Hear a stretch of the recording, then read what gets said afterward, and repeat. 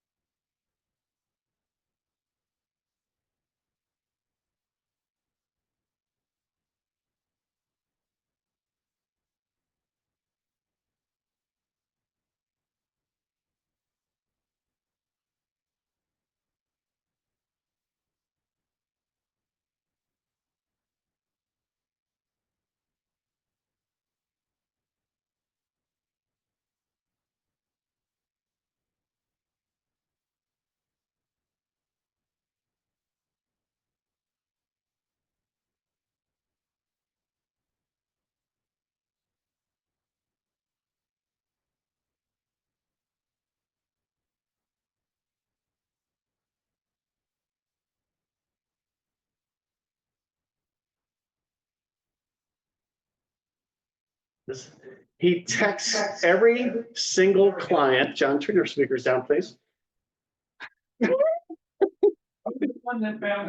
It's always John. He texts every single client every single month. And so for those clients that were very happy with him, he said, please refer me to your family, friends. You know, he'll remind them at the close of a transaction. But then when he texts them, he'll just stay in touch with them. But then for the people that hated him, his comment is, refer me to the people that you hate most. You know, either the successful in a transaction, people love you or they hate you. So let's capture everybody, as a matter of fact. I just thought that was so clever. It's great. Yeah. Everybody loves Johnny, though. It's hard to not like the guy.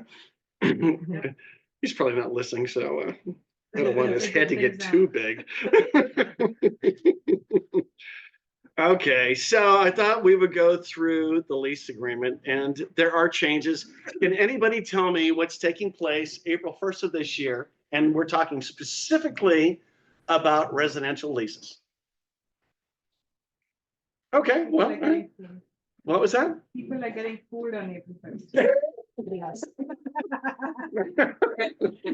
So, a landlord's obligation as of April 1st is going to be to take pictures of the property once the tenant vacates the property, both before and after any repairs are completed. And then, can anyone tell me what's happening July 1st? Well, I hear you moaning over there. I know you're not going to do any leases anyways. So now, in addition to taking pictures right before or right after the tenant vacates the property and after repairs are completed, the landlord has to take pictures. At lease inception, the landlord is going to be obligated to take photos of the property also. So 3 events, July 1st, at lease inception, at the time the tenant vacates the property, and then once the repairs, if any, are completed.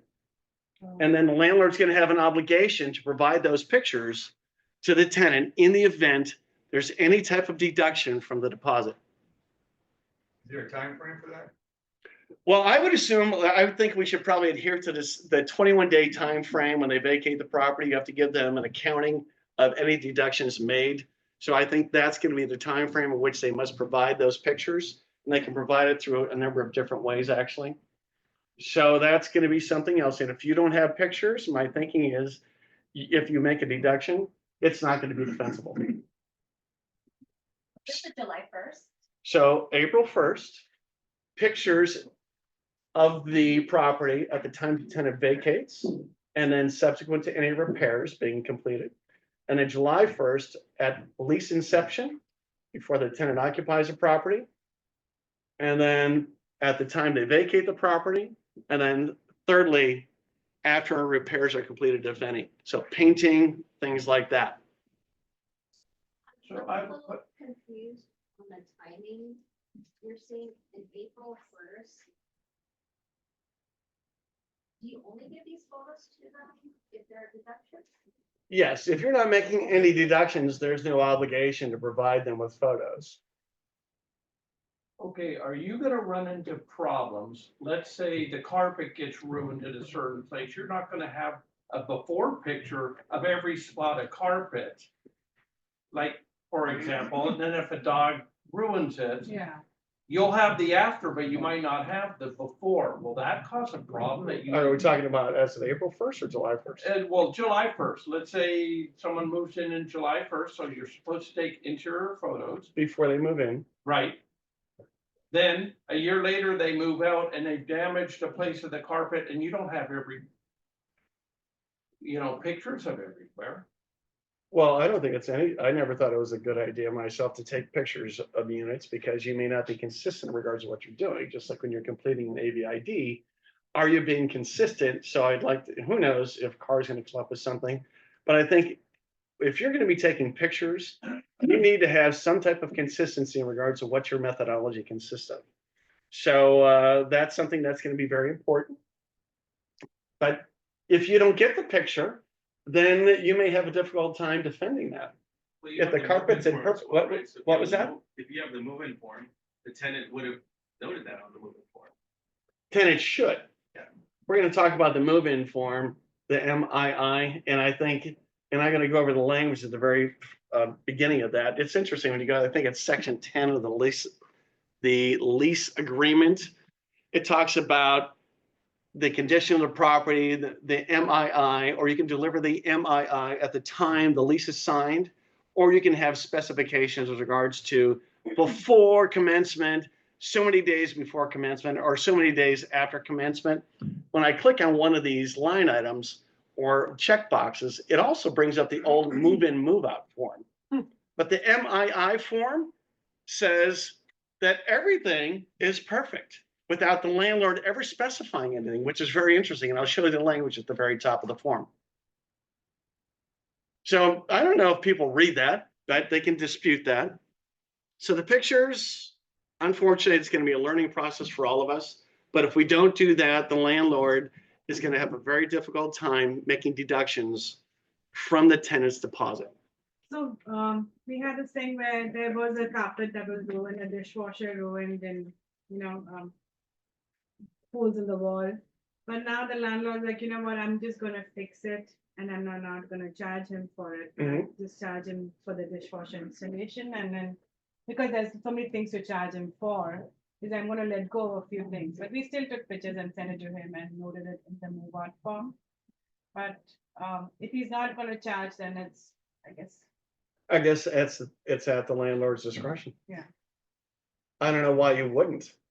yeah, I don't know. And that's the position you're being forced into as a rental property owner.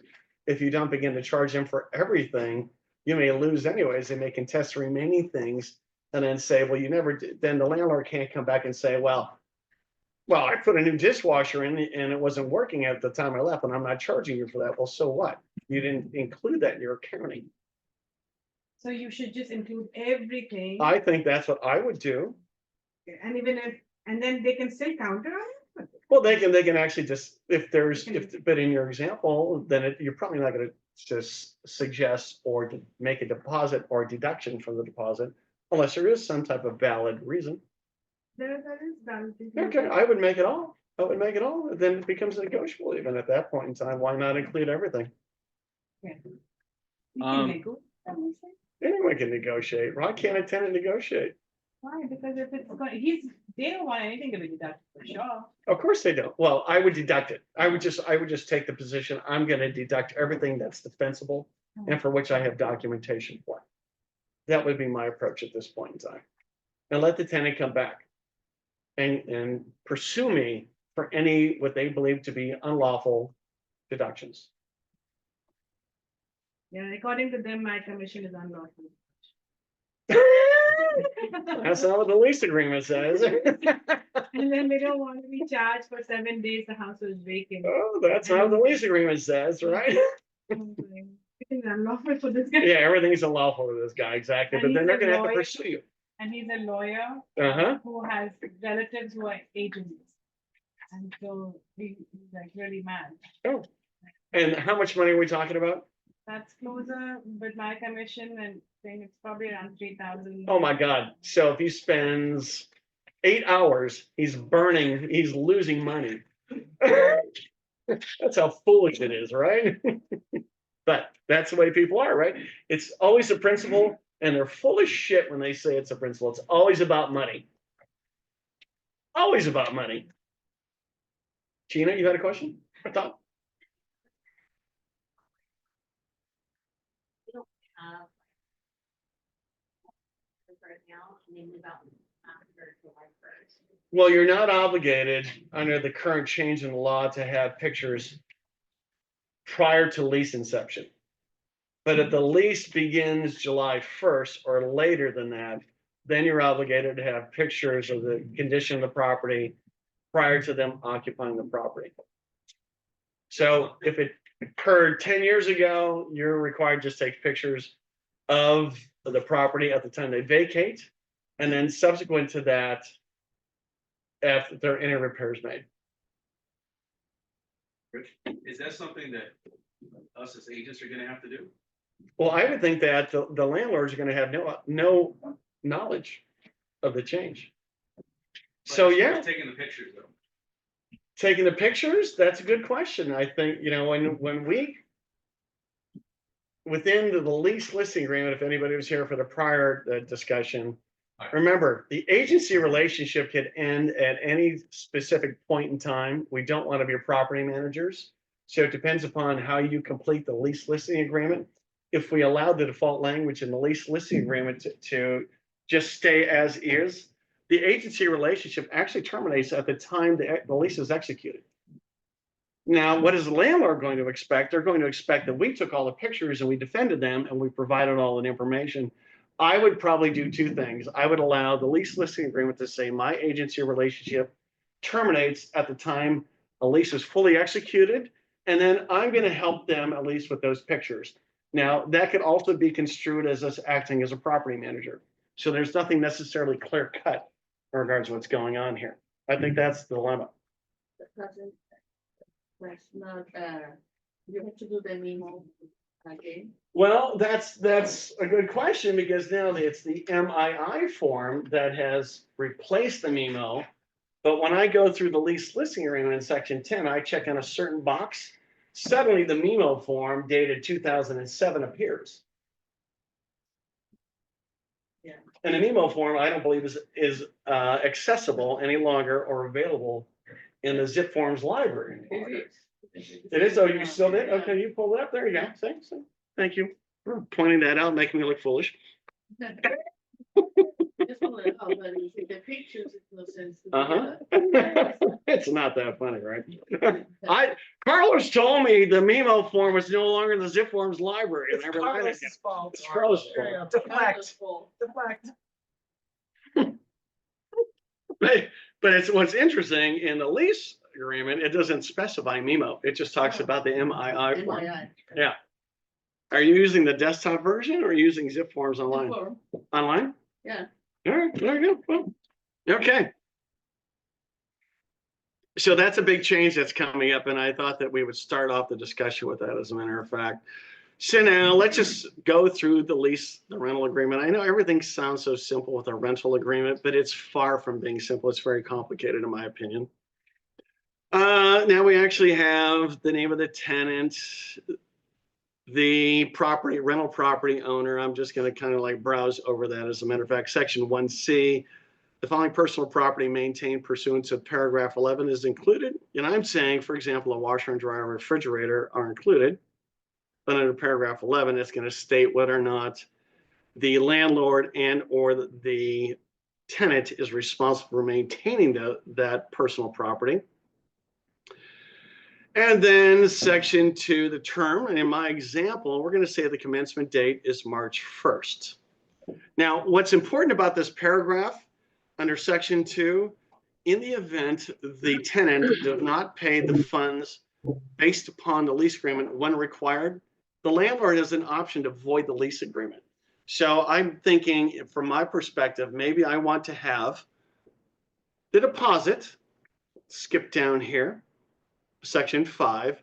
Perhaps I want the security deposit paid by February 7th. And then by February 21st, I want the first month's rent paid. In the event the tenant does not comply with regards to making those payments, the lease is voidable. And before voiding the lease, the landlord has to send a notice for the tenant to pay. And from my perspective, in the event we do something like that, I rather void the lease, return all of the money, that's a requirement of the lease agreement, before getting into another situation, which I'm going to have to start paying attorney's fees. So it's a much simpler way to terminate a lease agreement as opposed to them getting access to the property or anything else. If they're not paying when required, send out a notice to make the payments and void the lease agreement. It's a 2-day, it's like a notice to buy or perform. You have 2 days following delivery or receipt of that to make the required payments. If they're not making those payments when required, then you should actually void the lease agreement, right? And in this section, if I'm saying that March 1st is the anticipated beginning date, well, I want to make sure that I'm getting that first month's rent in advance of that date. If I'm not getting it well in advance, let's assume that I state, instead of February 21st, I stated March 1st. Well, then I still have to give them a 2-day notice to make that payment for the March 1st rent. Now, you have no obligation to give them keys or access to the property until they make all the payments that are required, but you can't terminate the lease, and that means you can't put it back in the market until the lease is terminated. I saw your hand going up, kind of. No? Okay, all right. Just want to make sure I'm not missing anything here. So that's under section 2, we talk about the term month to month. Now, you can actually create a month-to-month tenancy, and that's okay. There's nothing wrong with that, right? But in the event there is a month-to-month tenancy, if the term is 1 year or longer, the landlord is required to give a 60-day notice to terminate the tenancy if the landlord wishes to terminate the tenancy. Tenant's only required to give a 30-day notice to terminate the tenancy. So if the tenancy is for less than 1 year, landlord is only required to give a 30-day notice to terminate the tenancy. Now, most of the leases we do tend to be for a year, and that's perfectly normal, acceptable, so on and so forth.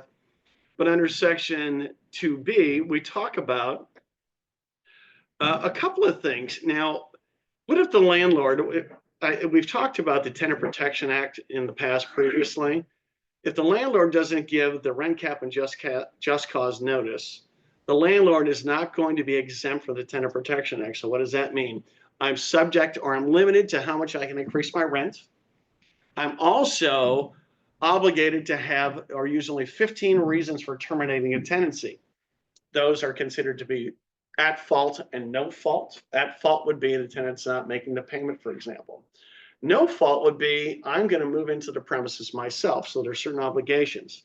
But if I don't have a reason to terminate the tenancy under these 15 reasons, if I haven't provided the exemption form to the tenant, I may have no choice but to extend the lease agreement.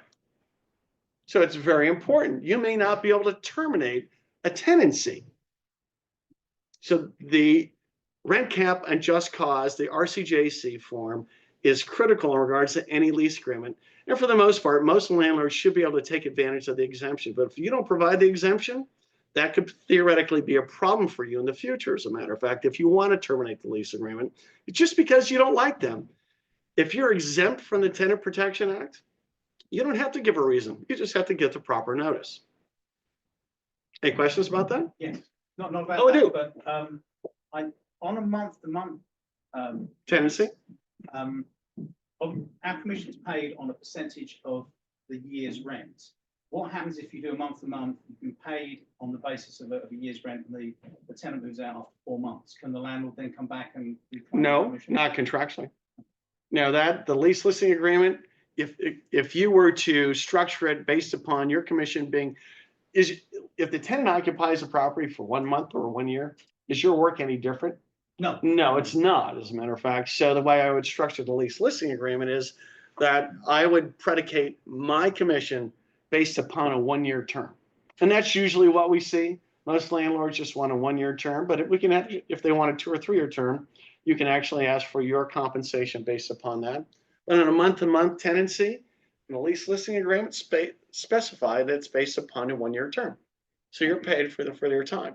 So now, after, let's say in this example, a year passed. Uh-huh. So it becomes month to month? and Correct. It will be 30 days, or you have to do another agreement? You don't have to, if it's a 1-year lease, for example, is that what you're asking? Yeah. So if it's a 1-year lease and more than 1 year passes, well, let's first of all, at the end of the 1-year term, you don't have an obligation theoretically to give notice that they have to move out. You do have to give them the opportunity to perform a pre-move out inspection no sooner than 2 weeks prior to lease termination. And that way, if you go through the property, you specify all those deficiencies in the property that didn't exist at the time the tenant moved in, it gives them an opportunity to correct those deficiencies. So the tenants have an obligation. They have to specify how much time they spent. They have to provide you with receipts for a cost that they incurred. If they employ third-party contractors and they're supposed to use somebody that's licensed, they have to give you copies of invoices. So in the event it becomes a month-to-month tenancy, well, how would it become a month-to-month tenancy? I'm the tenant, suddenly I send the Fasola Trust a check and the Fasola Trust accepts my check. Now, what if the payments are being made electronically? Well, maybe the recipient of the money doesn't realize that. They should, first of all, if they don't want to continue with the tenancy, return the money immediately. That's exactly what they should be doing. Otherwise, it will be construed as a month-to-month tenancy. And once it becomes a month-to-month tenancy, now in that case, once it's more than a year, the landlord has to give a 60-day notice to terminate the tenancy. Or if they wanted to change the amount that they're charging for rent, they have to give a change of notice of terms of tenancy, which is going to be at least another 30 days before a rent increase of, well, first of all, if you're exempt from the Tenant Protection Act, it doesn't matter. You can increase it as much as you want. But if you're going to increase the rents on a month-to-month tenancy, if the increase is 10% or less, it's a 30-day notice. If the rent increase is going to be more than 10%, it's a 90-day notice. So a huge difference in regards to what the requirements are in terms of notification. If I'm a landlord, I'm probably going to just go with the 30-day notice and start collecting my money, as a matter of fact, as opposed to going for a 15 or 20% increase. Did I answer your question, Jonathan? It did, thank you. Okay, great. So in our example, section 3A, the rent's going to be $4,000 a month. And then section 3C. So this is a question that comes up. So remember, we can collect, and this is a question that Maria had, and I'm almost there, Maria. I'm not quite there yet. Find that. But in regards to what you can collect for advance rent, you can collect 1 month's advance rent. And then as of July of last year, you can only collect 1 month's security deposit, unless you're deemed to be a small landlord. That means 2 separate alienable units with no more than 4 units that you can occupy. So you're exempt, you can collect 2 months security deposit. But the question came up with Maria this morning was, and we're going to provide her with the civil code, as a matter of fact, you can collect prepaid rent of 1 month's advance rent. Now, under section, we're looking at here,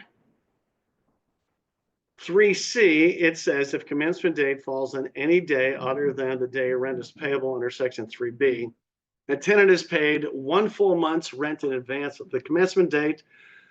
The rent for the second calendar month shall be prorated, and tenant shall pay 1/30 of the monthly rent per day for each day remaining in the prorated month. So what is that saying? If the tenancy begins February 10th, first of all, I would collect a full month's rent in advance. I would collect as much as possible. So that would be February 10th through March 9th.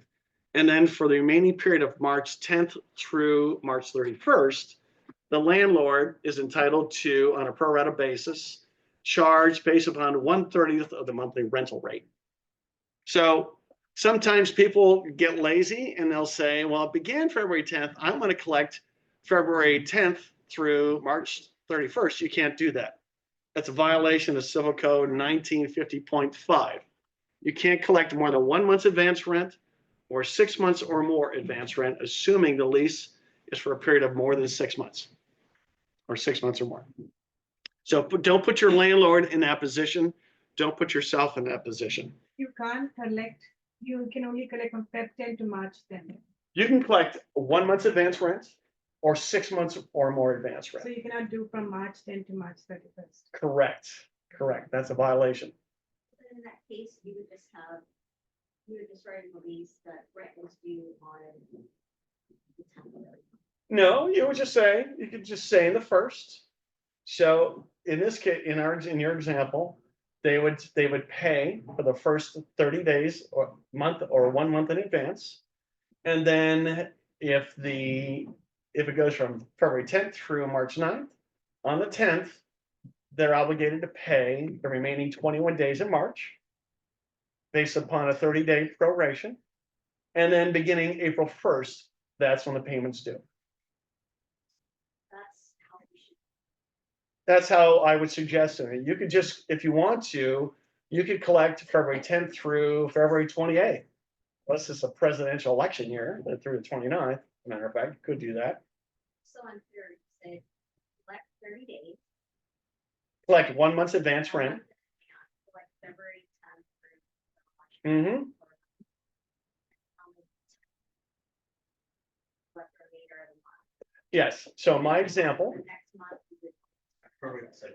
So if the rent is 3,000, this is easier for my mind as opposed to $4,000. I should use this, but if it's $3,000 a month, that's what, $100 a day based upon a proration of 30 days. So for March, if we say in our example that it's the 10th through the 21st, we can collect 22 days worth of rent based upon $100 a day. break that. It's already in there. So that sentence right here, basically.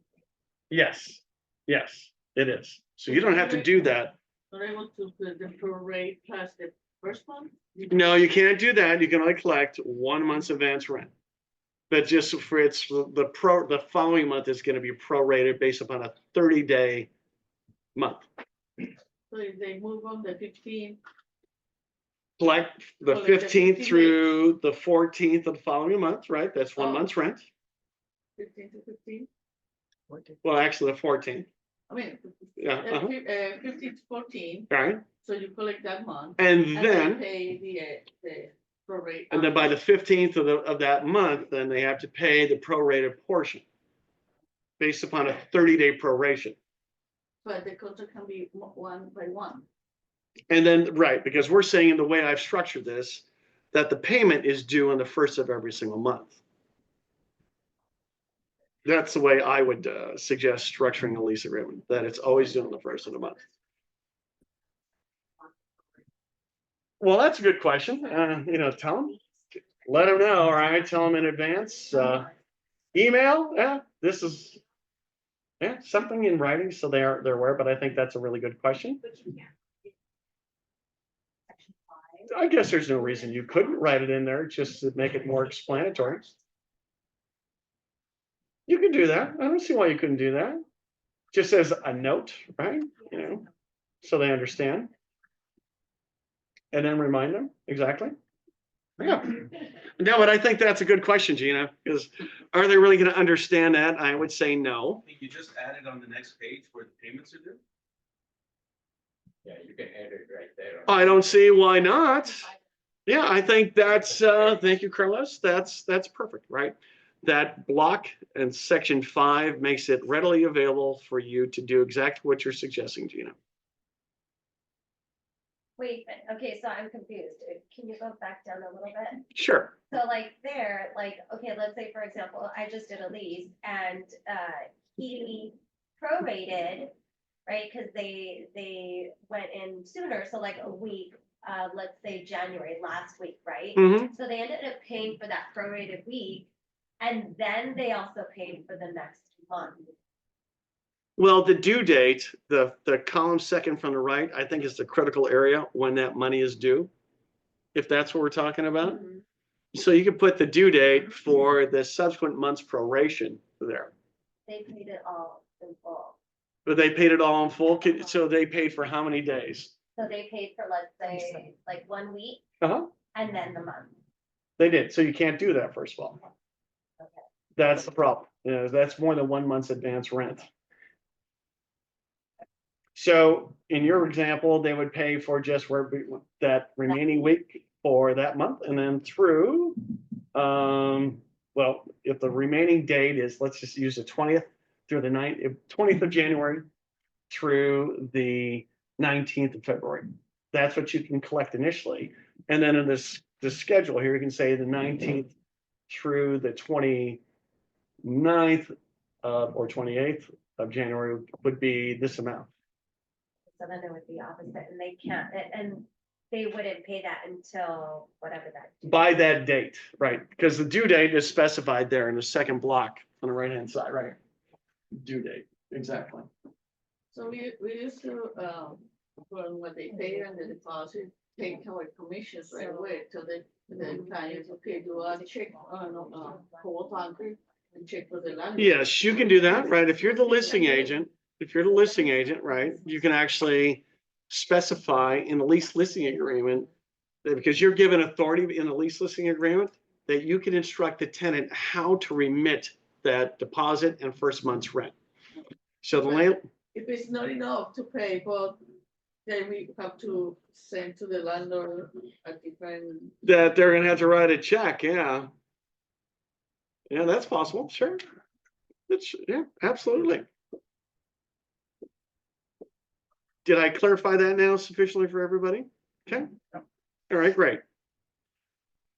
And then section, okay, skip it around here, it's all right, but that's good because we'll be able to pass over other things as we go along here.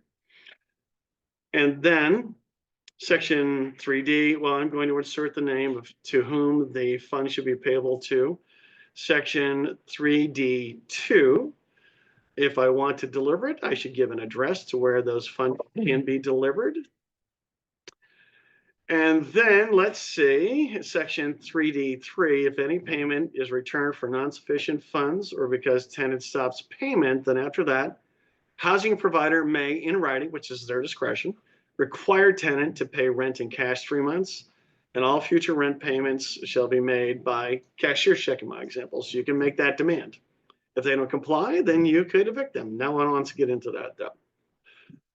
And then section E, rent payments received by housing providers shall be applied to the earliest amounts due or past due, and that's very critical because if you accept a partial payment per month, then you may have put yourself in an awkward position that you can't to proceed with an unlawful detainer action. And then section 4A, tenant agrees to pay $4,000 as a security deposit. So currently, you cannot accept or charge more than 1 month security deposit. I don't care what you call it. Dog deposit, key deposit, it can't exceed more than 1 month security deposit. Yes, What if it's, furnished? it doesn't matter anymore. Yeah. So the exception would be if it's a small landlord and it's 2 separate alienable units in which there aren't more than 4 units per se, they can charge 2 months security deposit. And it doesn't matter if it's furnished or not. Doesn't matter if you have a dog or not. Key deposit. So if it's a pet deposit, don't call it pet deposit, because what if the pet didn't cause the damage and somebody else did? Maybe you can't use that deposit to pay for the cost of remediation. As long as you have less than 4 rentals, you can charge 2 months. Yeah, 2 separate alienable units, 4 rentals, exactly. Right, you can charge 2 months. You That don't was- exceed that. And it that was doesn't my- matter where the properties are located in the US. That was my question. I just sent actually message because I have a rental property yesterday. I was looking They're for. not exempt and they cannot charge more than 1 month security deposit. Furnished, unfurnished, pet, no pet. Shouldn't say that there's a pet deposit, you should just, like, if it's a small landlord, like, have 2 units, I can charge, I might just charge 2 months. Not Yes, necessarily break out that it's a pet. I would not. You wouldn't. I wouldn't break it out at all. That way, the landlord has the ability to use that deposit virtually for any damage that's caused by the property, from the property. But if you own 5 units, they're saying you only charge 1 month, and even if you wanted to charge a pet deposit, you cannot. Cannot. So if I own 2 duplexes, I fall within the category of small landlord. If I own a duplex and a triplex, I am no longer falling within the exemption. If I own 3 separate single family homes, I'm not entitled to the exemption and I can't charge more than 1 month security deposit.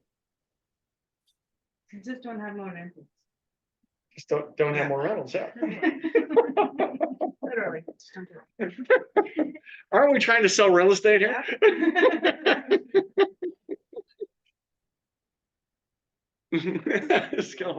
So now, Gina, we're going to get to the point in time in the lease agreement that answers the question you asked me earlier. Section 4B.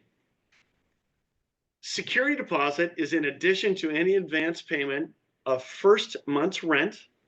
Security deposit law does not prohibit the payment of advance rent of not less than 6 months rent if the term of the lease is 6 months or longer. So what is that saying? First of all, we know we can only collect 1 month's advance rent. And this is saying, well, we can collect only 6 months or more advance rent if the lease agreement is for 6 months or more.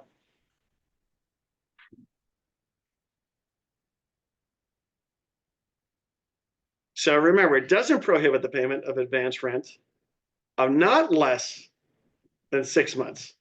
Does that change if it's a short-term rental, like a 3-month rental? Can you then pay 3 months? No.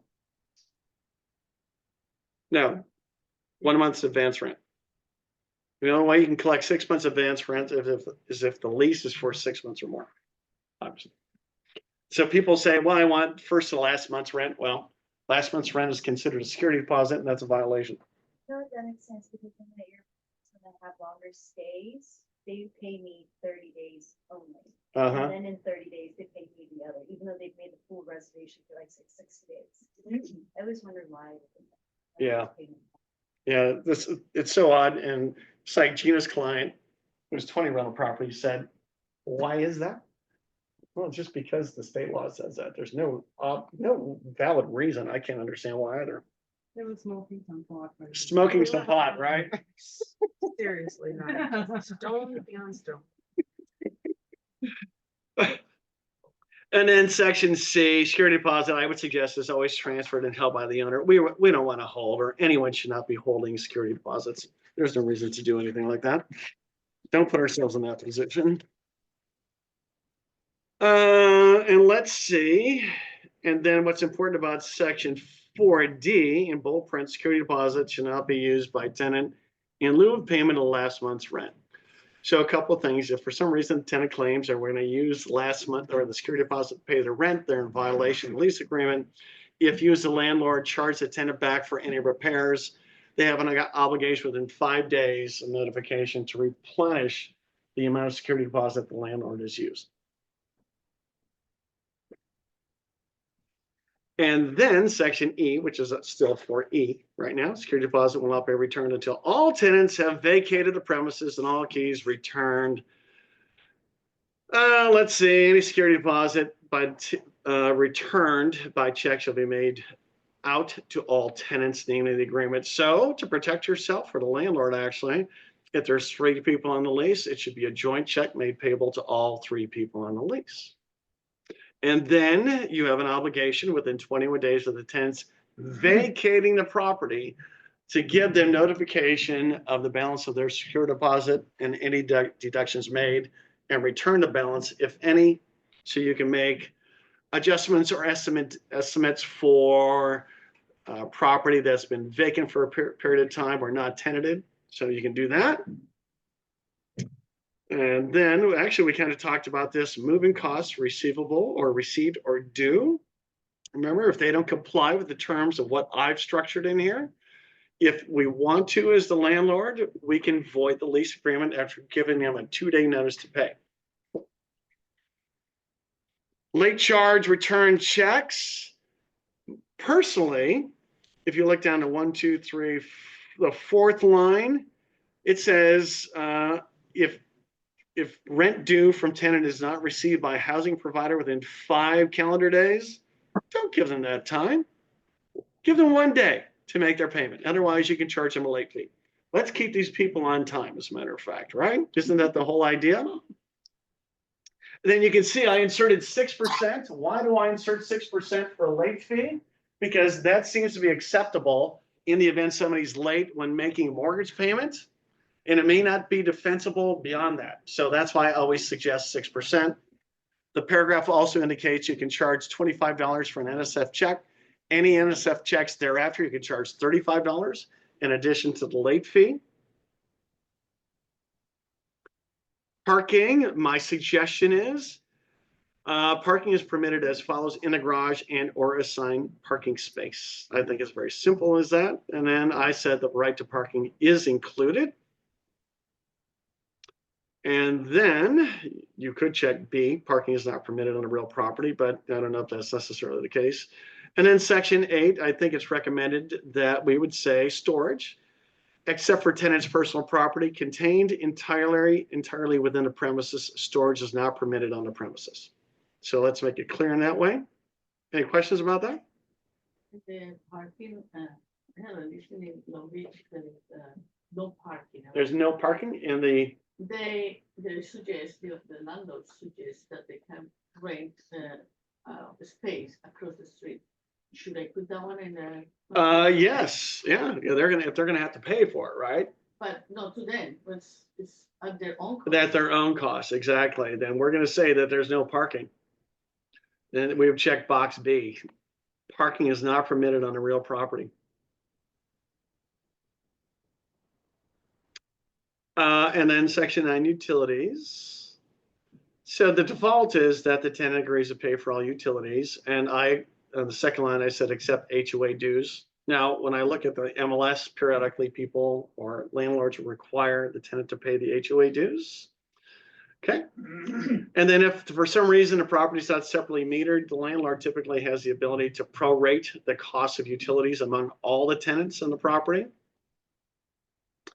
Water submeters, if there is a water submeter, then you check the box. Gas meter, if it says the premises does not have a separate gas meter, you check that box. Same thing with the electric meter, and there are premises that don't have separate meters. And then this is the big issue right now, section 10, condition of premises. Tenant has examined the premises, and if any, all furniture, furnishings, appliances, blah, blah, blah, blah. Right? So, Wow, you just gave up, right? Just like blah, blah, blah, with this whole thing. you know, it's rare I say that, but that's what you're thinking when you're hearing me right now. You're thinking, oh, blah, blah, blah, right now. Everything Richard's saying is blah, blah, blah. Still shows you that we are paying attention to what you're saying. Okay, well, good. Yeah. So if I personally, when I look at this and I have these questions, you know, periodically, what would I do when checking these boxes? Does anybody have any recommendations? Shweta, you do a lot of leases. You see she's listening, right? Section 10A. So I'll just pass over Shweta. Yeah. I just put in tenant will provide housing provider. See, that's what you do? Okay. Okay, well, that's a good idea. So here's my thinking. I would check the box under 10A. And let me just open this up. Oh, yeah, I know. Damn, should have just said that one. The Vivo form is not in the form library. Did you hear that? What? He said the Memo form is not in the forms library. He's defending himself. I just logged in. Because Rich deferred to him. 2 days ago. Is it the date in that form 2007? I guess so, it's so. But I appreciate how. You just go into an old transaction. Uh-huh. Bring it up. Oh. It says 122. It does 122? This is the MII form. This is not the Memo form. Oh. There we go. Okay. Glad we clarified that. You were making me look foolish. I'm sorry. Don't worry, he just deferred. Oh, no. I can assure you, everybody here enjoys that if I make a mistake, right? They don't polite. Yeah, yeah. So here's what happens when you check these boxes under section 10A.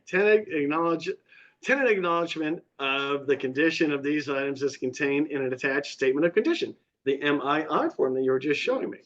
So if I check that box, suddenly it's going to add the MII form. Very interesting. Let me look at this quickly. I kind of like this form. And this is something I talked about at the beginning of our discussion. In the box, note to housing provider and tenant. When completing this form, check the premises carefully. Items listed for each room category are examples of what might exist. Sometimes some properties may not have each item listed, and some may have other items that are not listed, unless otherwise checked. And this is the key. All items are in satisfactory condition. So the default is, if I'm as a Roma property owner, I don't check any boxes here, everything's in satisfactory condition. Isn't that very interesting, huh? And it's up to the tenant to notify us on any of these categories whether or not it is not in satisfactory condition. So that's very interesting to me when I read that. The default is everything's great. The tenant's probably thinking, oh, it's not great. So with that said, let's go back to the residential lease agreement. And then if I check B, and then I've got my notes here, I check this box, suddenly the move-in, move-out inspection form occurs that is no longer in the zip forms library. And I don't know why that's happening. And again, it's dated November of 2007. And here's the old move-in, move-out form. Why that's happening, I just don't know. Yeah, because we're much more detailed in CRMLS, that's why, or the forms committee. So anyways, I would not check that box. As a matter of fact, what I suggesting, I think there's, I like Shweta's suggestion, just section C.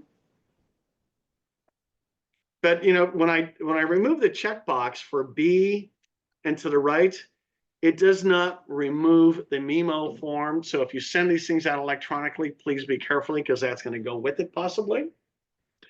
But I think suggestion 10A and 10C are ideal. 10A, we're actually attaching the MII form to the lease agreement at the time it's being signed, saying everything without saying anything, everything is great. And if they don't respond, then okay, they've accepted the property in the condition in which they found it. But 3 days for the tenant is not enough because they don't use everything of the property, like gas. Well, if you're a landlord, isn't that ideal? But because you are protecting your tenant, you can actually change that from 3 to 7 days or something like that. I agree with you. It's impossible to find all the deficiencies in the property. So at least you will not take a shower next day. Yeah. So those are our thoughts in regards to how you present it. I'm not sure what the best practice is there, but I just wanted to bring that to your attention. And then let's see.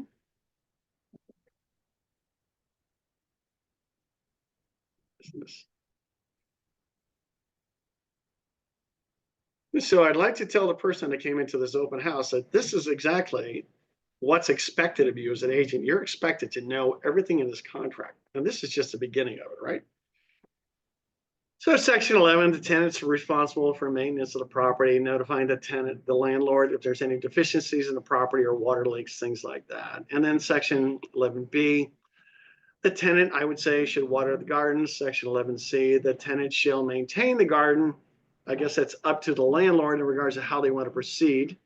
Sometimes tenants may not maintain it to the landlord's satisfaction. And what if we just put in, like, we want the tenant to maintain, but then the landlord will send someone on a monthly basis just to like trim the trees or whatever, you know, or on as need basis. I guess you could do that. At whose expense? At the landlord's expense, but tenant will maintain on a daily basis, but you know, on as need basis, because they'll chop trees, the landlord will be sending. I think you could do that. We just don't want it to be, we want it to be very specific so we know who has the obligation to do what. So I see nothing wrong with that. Okay. And then we're going to skip down to section H, You the don't following. put anything on D? I'm sorry, what now? You don't put anything on D? B? D. B. I did check it. I said tenant shall water the garden, landscaping. D for dog. D for dog. Well, I guess that's an optional field. What do you want them to do, Shweta? I put in like replace smoke detector batteries, carbon monoxide, and then the bulbs or whatever. Yeah, I think, well, state law requires that the landlord maintain those things. So I think that's void against public policy because you force them to do that. They have an obligation to notify the rental property owner if they're For defective. light or not. bulbs and air filters. Oh, no, light bulbs are specified in there that is the tenant's obligation, but smoke detectors, carbon monoxide detectors, that's the landlord's obligation. What about the air filters? Yeah, you can do that. Absolutely. You can do that. For the gardens, I don't. Or the what? When it's a garden, I don't get response for that. I hate to start going garden. Oh, So if I am tenant, what I have to sign something that I'm gonna take care of the garden. well, if we just check the box and we said the tenant's responsible, But if I can refuse as a tenant, could you refuse it? say, I don't wanna take care of the garden. You can just counter it. Absolutely. You know, when you get the lease agreement, if you're representing the tenant, you could say, we're not gonna do that. Yeah, because what about the tree dead, is dead in a month? I don't disagree. I think you can counter that. It just unfortunately, just be sure in your example that you as the agent representing the tenant, you're reading this and you're making sure that you notify the landlord it's not something that you're going to do. So you counter them per se. And unfortunately, there's no offer procedure like in with a purchase contract, right? Yeah. And then now, Shweta, if I pass something up that you want to talk about, please let me know.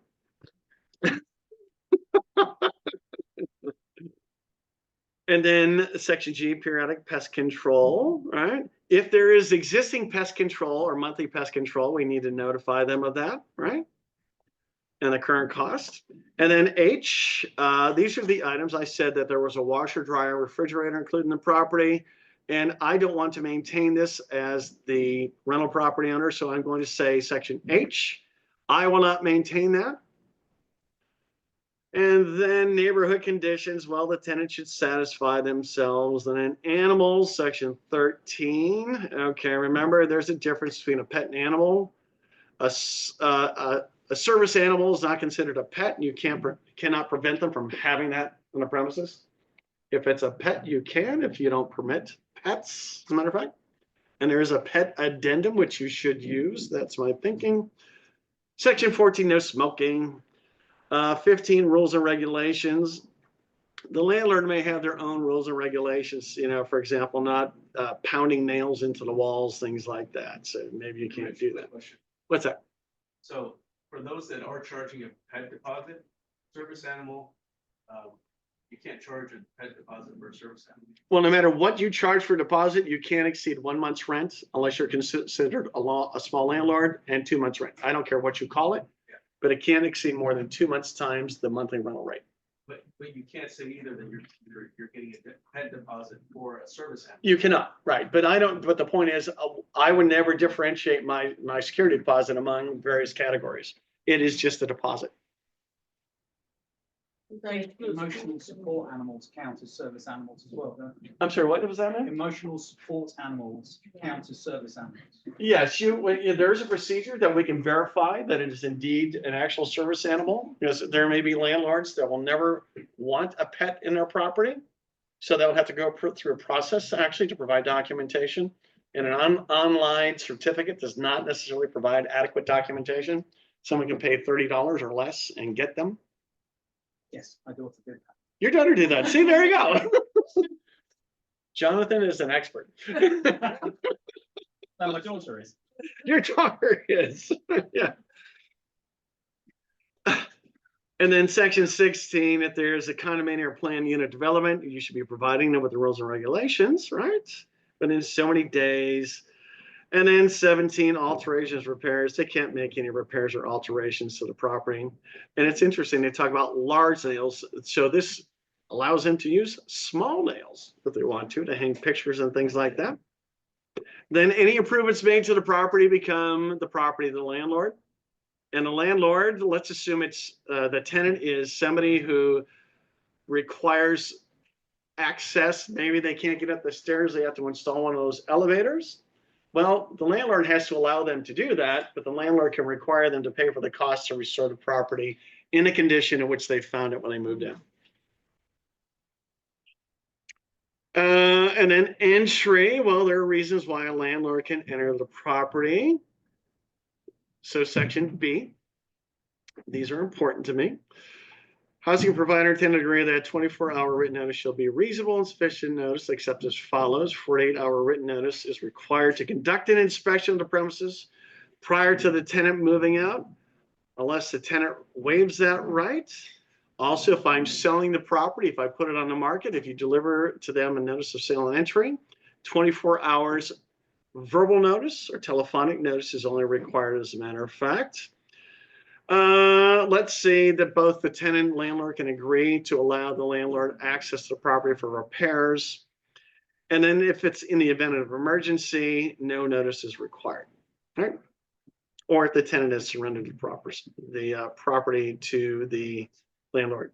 Then section C, tenant authorizes the use of a key safe lockbox while entering into the premises and agrees to sign a key safe lockbox addendum. That's in the event that you want to list the property, so on and so forth. 20 photographs. You can't stop people who are looking at the property to let the property or rent the property from taking pictures. We're putting them on notice. Section 22, no subletting without the landlord's permission.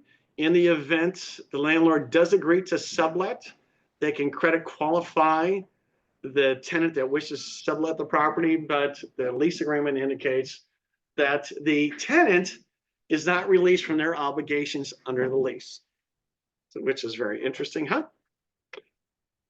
And then joint and individual obligations, section 23. If there are 3 people on the lease, they are jointly and severally responsible for the obligations on the lease. So I can sue one or I can sue all 3 in the event they breach the lease agreement. I'm going to go after the person with the money and not waste my time with the other people. And then let's see, tenant's obligation upon vacating the premises, we'll have to clean the property, so on and so forth. Now, section C, right to pre-move out inspection. The tenants, or if it's a long-term lease, a 1-year lease, you don't have to give them notice to move out, but you have to give them the right to a pre-move out inspection no sooner than 2 weeks prior to lease termination to give them the opportunity to correct any deficiencies. Now, there are exceptions to that. Pre-move out inspections don't apply in the event somebody isn't paying their lease agreement. They damage the premises and you're going to be terminating the lease because of that. So their right to a pre-move out inspection does not apply in those cases. So if they have violated or breached the lease agreement. And then this is always a question that comes up, section 26, breach of contract, early termination. In addition to any obligations established by paragraph 25, in the event of termination by the tenant prior to completion of the original term of the agreement or any extension, tenant shall also be responsible for lost rent, rental commissions, advertising expenses, and painting costs necessary to ready the premises for re-rental. So if they terminate the lease early, without painting cost? That's what it says, repainting. Wow. Yeah. So the regular wear and tear is not considered regular wear and tear? Well, regular wear and tear, wear and tear, you can't charge them for anyways. But if it's more than regular wear and tear, so if there's some marks because of the furniture against the wall, theoretically you can't charge them. Yeah. But if they damage the carpet, the walls are really stained or something like that, you can charge them, and you can charge them for the commissions, and everybody disputes that every single time. The guy goes, but I didn't know your commission is going to be so much. I thought it's going to be $400. I said, what? You tell them there might be an Asian might charge 400, but you don't do it. Maybe your family member does that. Yeah. That's how stupid they are, right? And then section 29 insurance. If we don't complete section 29C, the tenant has no obligation to carry renter's insurance. So we want to put some type of amount in there because we want their policy to be first in line in the event there is a claim. I'll skip over water beds waiver notice. So everybody is so bored here. Oh, that's not funny, Shweta. Come on. You're not bored? Wow. Thank you. Oh, you're here? I think that one, she's got to be one of my favorite people. And then tenant estoppel certificate. Remember, maybe the landlord's going to refinance the property, and the lender is going to request that to confirm the terms of the lease agreement. An estoppel certificate requires the tenant to respond to that to confirm whether or not there are any late payments, what the amount of deposit is, the monthly rental rate, things like that. But in the event the tenant doesn't respond, then it's presumed that the tenant agrees, the tenant has acknowledged that they are in agreement with any comments or assertions that the landlord has made. So it benefits the landlord. Let's see, and in section 34A, this is an interesting paragraph. If somebody is 17, they turn 18, for example, they have an obligation to provide the landlord with a, what is the term? I'm missing it, right? A credit application, right? Just like anybody else. So you can request that. It's very interesting. At the time, Yeah, if somebody, yeah, at the time they turn 18, the landlord's entitled to obtain a screening application from anyone that's 18 years of age and older. And if they turn 18 during the time of the tenancy, theoretically, the landlord can request that. I get applications where parents have enough income and they're going on lease with this adult kid. Do I have to have that or it's just I'm sorry, could you, so if someone's going on the application again? people, Uh-huh. parents, husband, wife and 2 kids, right? Or Right. 1 kid is going to live in the house, but husband, wife only wants to apply beyond the lease and also has enough income and criteria. How old are the kids? Kid is suppose 18. Well, you're entitled to ask for the application from anyone that's 18 years of age and older. It doesn't mean that you have to put them on the lease. I'm not required to. You're not, no, you're not required to. I'm not required to that. No, there's no obligation legally to do that. But you may want them to do that. Yeah, I put them on the lease as occupant. You know, maybe that 18-year-old has been in and out of prison. Who knows? I remember you can't just summarily deny someone based upon the fact that they've committed crimes also. Well, Exactly what's the point. oh, man. Where they found religion? they would help with the pets, the person goes in the property with everything, with no pets. And then suddenly they decide to have pets 6 months after that. Uh-huh. So you have to submit something because now. the Is it a deposit- pet or an animal? There's a difference. Let's say, A well, service animal? no, it's not a cat. A cat? Let's say they wanna have a cat after 6 months of Yeah, tenancy. okay. And you have to send something to the landlord, but what about the deposit of the pet? You can't change the deposit, in my opinion. No, but what you can do is give them a 3-day no secure covenant or quit because now they violated the lease agreement.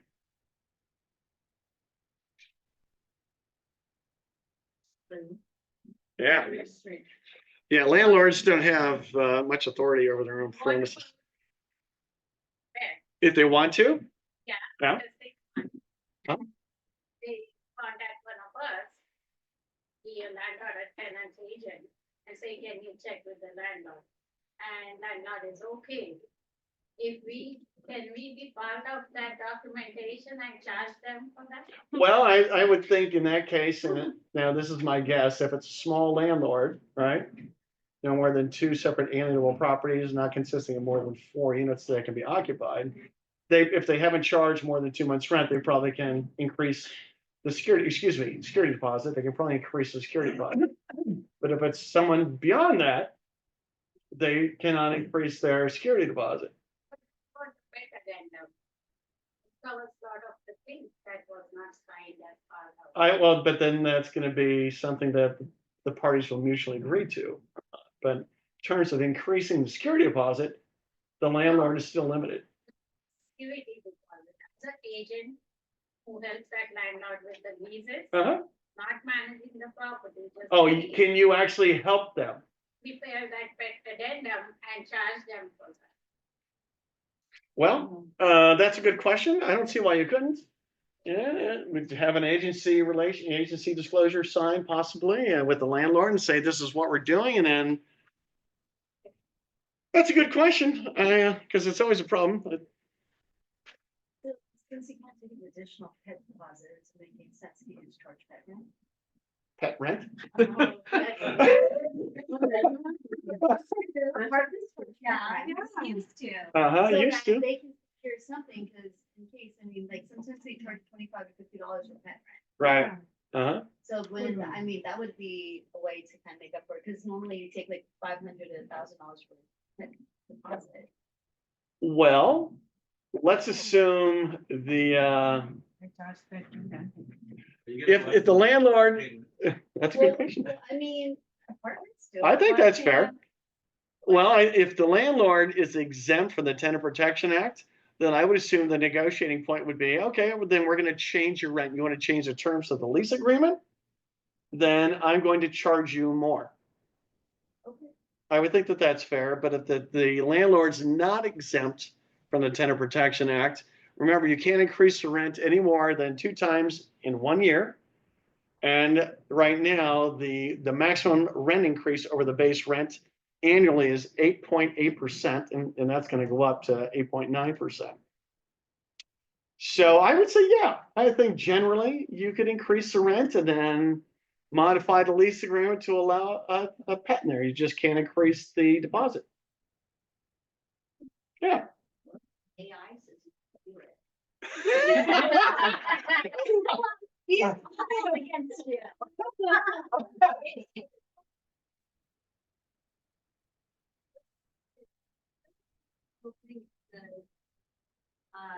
Landlords can't add pet rent charges after the lease is signed, but you could do it before the lease is signed. Can before, but this is just AI, you guys. You know, the AI. And I'm smarter than AI, I'm sure.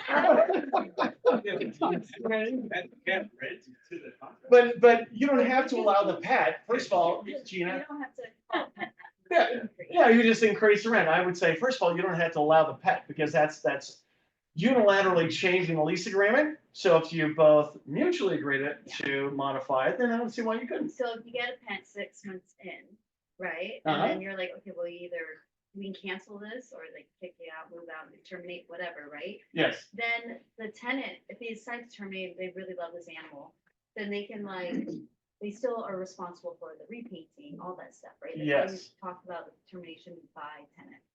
Yes. Okay. Yes. So that would be $25 a month. So Gina, I see you're checking every single thing I say. And that's the only one you came up with. I feel very good. Okay. Oh, and this is a good one, attorney's fees. Now, first of all, mediation, parties are required to mediate. And then attorney's fees, this is interesting.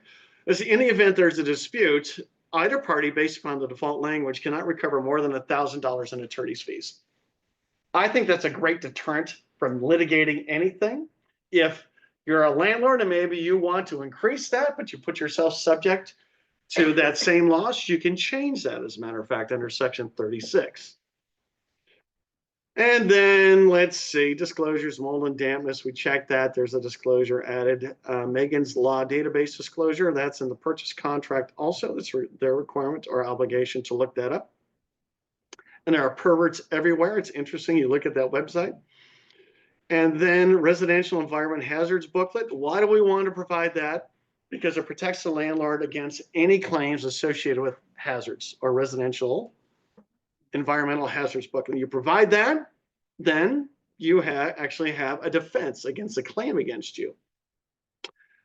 Let's see. And then additional disclosure, I'll get into that. And then time is of the essence. I think that's clear. And then confirmation of agency. Well, I think we should know that, right? If we're representing the landlord and or the tenant, we should be checking the appropriate box. And then let's see, we can actually also in this agreement specify if the landlord is going to pay the tenant's agent's commissions too, right? And then section C, which is section 42C, we can structure the lease such that we can instruct the tenant to make their payments in this certain manner. $1,000 to Coldwell Banker, $1,000 possibly to the agent representing the tenant, and the balance of the money payable to the landlord. Remember, the lease listing agreement gives us the authority to direct the tenant in terms of how they should be making those payments. So if you have checked everything to go to the landlord, but now the landlord has changed his mind, like, can you actually collect it from the tenant, from their rent? And not their security deposit, can you do that? And not collect a security deposit? No, as in like, he's already collected the security deposit. Uh-huh, and then okay, now right. he's After this lease agreement has been made, where it says everything the landlord collects. But the security deposit should go hand in hand with the lease agreement, right? So if they're gonna collect the security deposit, this should be directing them in regards to how this payment should be made. Yeah, I'm just saying, we made an agreement saying that everything is gonna go to the landlord and the Yes. landlord is gonna Pay write us, out the checks. pay the agent directly. Yeah. But now the landlord's changed his mind, like, can you have the tenant write the checks to you guys from the rent due to me? I see. We'd have to modify the lease agreement. We have to modify in order to do that. Yes. Theoretically, yeah. Of course, the advantage of having the money payable to us right away is that we never have to chase the landlord, but I don't know if we've ever, it's taken some landlords months to pay us, but. Do we accept Zelle payments? No. Actually, no, No. nope. because, And then the they lease do agreement like- also says it doesn't, that the landlord doesn't accept payments of that nature also. We don't accept. Is that- That's what the lease agreement says. What they do on the side later is what they do. Yeah, what they do on the side later, exactly, it's out of our control.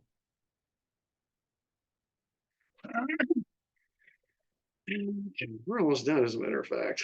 Legally authorized signers, I'm not gonna go through this, it's already 11 o'clock, past 11 o'clock.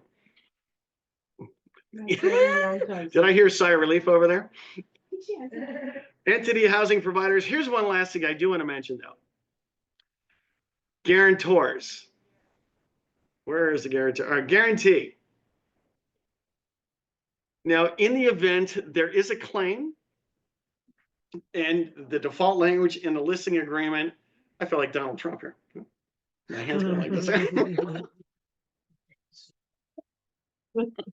Do the dance, right? So the interesting thing about the guarantee versus the limitation of $1,000 for the prevailing party to collect attorney's fees and costs. The guarantor, with the guarantor, there is no limitation. So if the costs are $10,000 or more, the landlord theoretically could collect the full $10,000 from the guarantor. Whereas from the tenant, they may be only be able to collect up to $1,000 in attorney fees and costs. So it's a dramatic difference or departure from what the tenant's obligations are in the event they don't prevail versus pursuing a guarantor. And that has worked in regards to getting guarantors to pay the tenant's obligations in the past. I can assure you of that. So, and rent cap and just cause, everybody should know that. Ideally, your client is exempt, and we want to be sure that we check the box notice of exemption. That's critical in this whole thing. And one other form to look at quickly. This is something new also, of course, offer of tenant positive rental payment reporting. So now we have to give tenants, not we, unless if the landlord is exempt, notification that we can actually report positively to the credit reporting agencies, whether it's they're paying on time or not paying on time. But there are exemptions, and I'd say most of the people are probably going to be exempt. And let's just go over the exemptions quickly, because we're going to want to check the box most likely for most of our clients. If the property is, let's say, property in which a premises is located contains 16 or more residential units, or these are people not exempt, as a matter of fact. The housing provider owns more than one residential rental property, regardless of the number of units, and the housing provider is a real estate investment trust, a corporation, or a limited liability company in which at least one member is a corporation. So under Section B, those are the entities that are not exempt, for reporting requirements. Most likely, most of our tenants are going to be checking the box notice of exemption. That way, they're not required to report to the credit reporting agencies the payment history of the tenant. So that's it for today. Any questions? For that last one. Okay. If some landlord wants to report Who's paying for it? The tenant? Well, if the landlord wants to report, they have that opportunity no matter what here. That just, if they're exempt, they don't have an obligation to report. So Do you if, know, is there a system of, hey, we can report it, like, how do we do that? is there a way to report it? I'm sure there is. Gina probably has the answer. She probably, use AI. I don't know exactly how to report it, but we're gonna find out momentarily. Landlord, Uh-huh. like, very sweet. So you go to one of the three major credit bureaus, Grand Union, whatever, and then you can go there to do it, or. There's a fee involved. Yeah. But that's okay. I think that's a strategy to get your payments, right? You know, you don't pay me. I'm gonna report your late payments.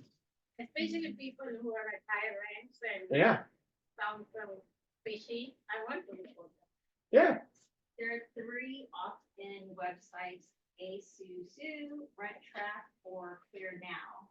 The landlord has to create a account and then also kind of update it on that portal. There's a couple different ways though. I don't think it's gonna be expensive to report it. I think it's gonna be relatively cost effective and maybe a great tool to benefit the landlord to get their payments. You can ask for higher permission and say, we can beat you out. I like the way you think. I think that's great, Archana. Yeah. More commission. All right, any other questions? No, thank you, everybody, for coming today. Thank you for sitting here the entire time. Great. Movie tickets, everybody turn their cards in? I did.